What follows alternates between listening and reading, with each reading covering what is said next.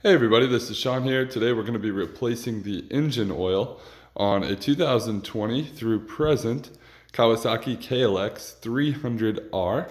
This video may apply to the 300 Dual Sport and 300 Supermoto variants as well. So let's take a look at, first off, what we're going to need to get the job started. First thing you're going to need is a catch pan to catch all of the old oil, a funnel for putting the new oil in.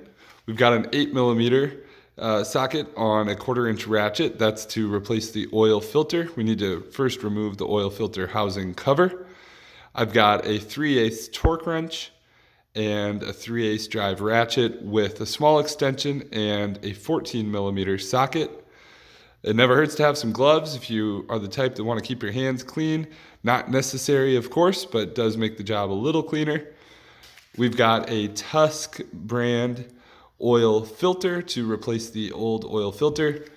Never hurts to have some rags, and then of course your oil. And the manual calls for 10W40, of course, motorcycle oil. I'm not going to show the brand here today as the oil debate is one we don't need to get into. So lastly, it never hurts to have a garbage can nearby. That way you can dispose of the old oil filter easily. So let's go to the bike and take a look at the first thing we need to do.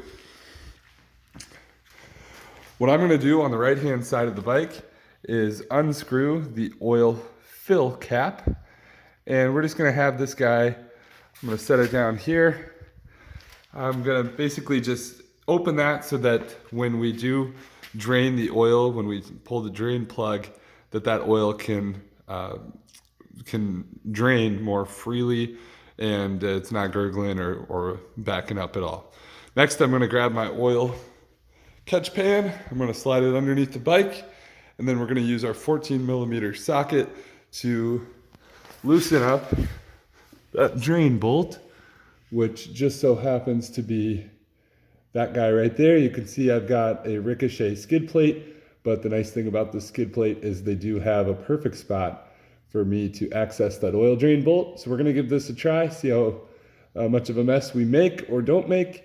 And I'm gonna slide that oil catch pan right under the bike, and we're going to drain that oil. Alrighty, you can see I was able to loosen that 14mm drain bolt. I've got my little extension right there, and we've got the oil draining now. Actually pretty clean, not gonna lie, I'm pretty impressed. This is pretty clear oil. See, we're making a little bit of a mess with the skid plate, not quite going all through the hole, but that's pretty normal. You could remove the skid plate if you'd like. If you have the factory one, I think there's more access than the ricochet. But either way, we're gonna let all this oil drain. I'll be back with you in a few minutes. Okay, we're just starting to slow things down. We've got a little bit of a drip. So I've come over here, I've cleaned up my oil drain bolt. If you do have a crush washer that looks like it needs to be replaced, feel free to replace that at this time. Really what you're looking for is some flat spots or an irregular shape to that crush washer. And again, you can replace that now. Usually a copper crush washer is the best bet. So what I'm gonna do next is reinstall that 14mm oil drain bolt, and then I'm going to clean up the bottom of my skid plate, make sure everything is nice and tidy. Okay, now that we've got the drain pan out of the way and we've got that drain bolt finger tight, now we're gonna go to our torque wrench, and in this case, I've got a torque wrench set in inch pounds. That's 132 inch pounds that we're shooting for, which ends up coming out to 11 foot-pounds of torque, which is not a lot. So plenty of people can change their oil without needing a torque wrench, but please don't be cranking on that oil drain bolt. You will strip your threads, snap your bolt, and neither of those scenarios are ones you want to deal with in the bottom of your motor. So again, we're going to use an inch-pounds torque wrench at 132 inch-pounds or 11 foot-pounds. And if you don't have a torque wrench, please, again, don't crank that bolt tight. Get it nice and snug, and that should be plenty. We just want to basically make it enough so that it does not leak. Okay, now that we have our oil drain bolt tightened up, let's go ahead and loosen up the oil filter housing so we can replace our oil filter. We're going to use our 1/4 inch ratchet, or ratchet with a 8mm socket to get these two. Here's what we're going to do. You can see the spring here still needs to go in that slot in the back of that oil filter housing. Okay, I'm going to need 2 hands to make sure everything's lined up properly, but it's actually going to rest right there and then going to be pressed against those grooves in the oil filter housing.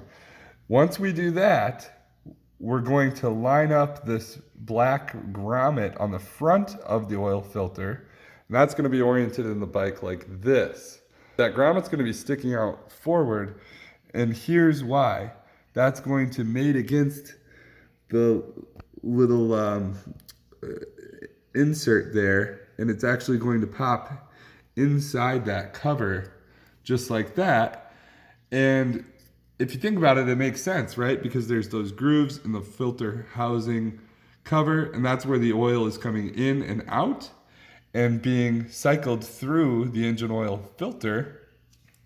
And the spring is just holding it against that, making sure that it's all in the right spot. So again, we're going to put the spring on the back side of this.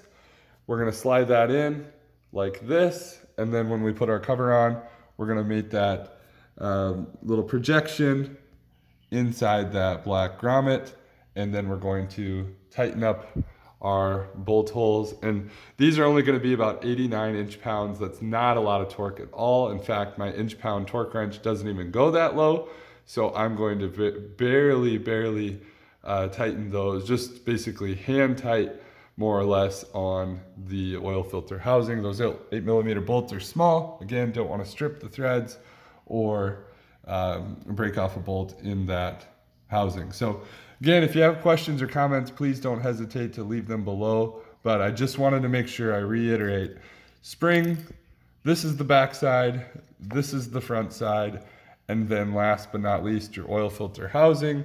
And again, we're going to orientate those holes so that they go in the cover like that. Okay, you can see we've got the new oil filter installed, and I've got the cover tightened up. Again, 89 inch-pounds is where we're at, not a lot of torque. Next, I'm going to go to the oil fill cap, and I'm actually going to clean that surface up. You can see just little bits of kind of dirt and debris. I'm gonna make sure that's nice and clean. Then I'm going to use my funnel, and I'm going to put in 1 US quart. With the filter change, the manual calls for 1.2 US quarts, that's 1.1 liter.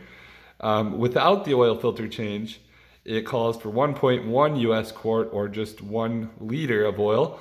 But I'm gonna start with 1 US quart first, as it's always easier to top off oil than it is to remove it. So we're gonna start with 1 US quart.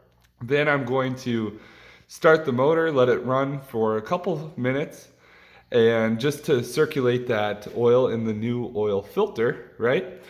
And then after that, I'm going to check the oil level at the sight glass, which just happens to be right down here. You can see there's an upper tick and a lower mark. That lower mark is getting towards the low end of properly filled oil capacity, and the upper mark is where we're gonna be shooting for here today.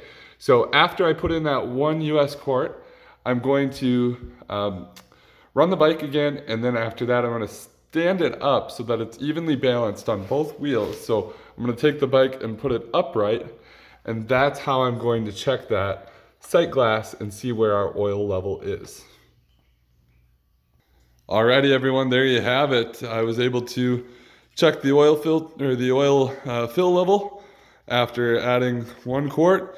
Was a little shy, so I put in about 0.2 quarts more, US quarts more, and was able to get it right at the top check when the bike was stood fully upright. So I've got good fresh oil, a new oil filter, especially properly aligned in the bike, and we are ready to ride. So if you wouldn't mind, please like and subscribe, and I'll continue to bring more of these how-to videos. And I hope you were able to learn something today. Good luck and ride safe. Thanks, everybody.